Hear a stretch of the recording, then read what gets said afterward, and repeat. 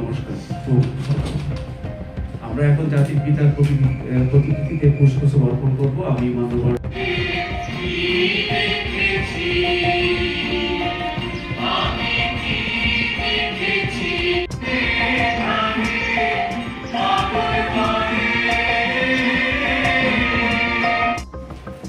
অনেকে বুঝে না টাইফয়েডের না ওই সময় টাইফয়েড বুঝতো না।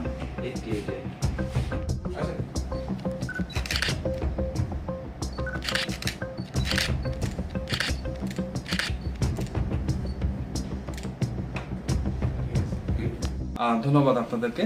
আজ 26শে মার্চ বাংলাদেশের জাতীয় দিবস ও মহান স্বাধীনতা দিবস।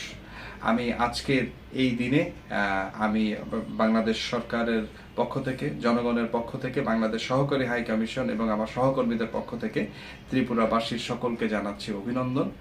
আজকের মধ্য দিয়ে বাংলাদেশের 53 বছর স্বাধীনতার 53 বছর পূর্তি হলো এবং আজ 54তম স্বাধীনতা দিবস ও বাংলাদেশের জাতীয় দিবস। এই দিবসটি সবসময় অত্যন্ত আনন্দের সাথে এবং মর্যাদার সাথে বাংলাদেশ সহ সারা বিশ্বে বাংলাদেশের দূতাবাস সমূহে আয়োজন করা হয়ে থাকে।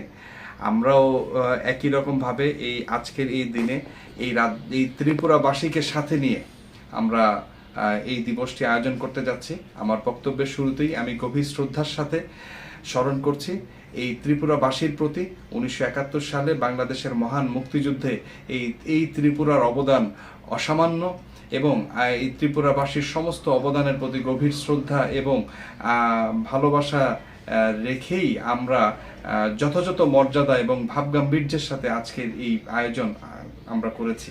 আমাদের এই আয়োজন মূলত 2 পর্বে বিভক্ত। প্রথম পর্বে সকালবেলা জাতীয় পতাকা উত্তোলন এবং বাংলাদেশের মহামান্য রাষ্ট্রপতি মাননীয় প্রধানমন্ত্রী প্রদত্ত বাণী পাঠ এবং এই মহান স্বাধীনতা সংগ্রামে নিহত 30 লক্ষ শহীদ এবং 2 লক্ষ সম্ভ্রমহারা মা বোন সহ অবদানকারী সকলের জন্য বিশেষ দোয়া ও প্রার্থনা আয়োজন করা হয়ে থাকে।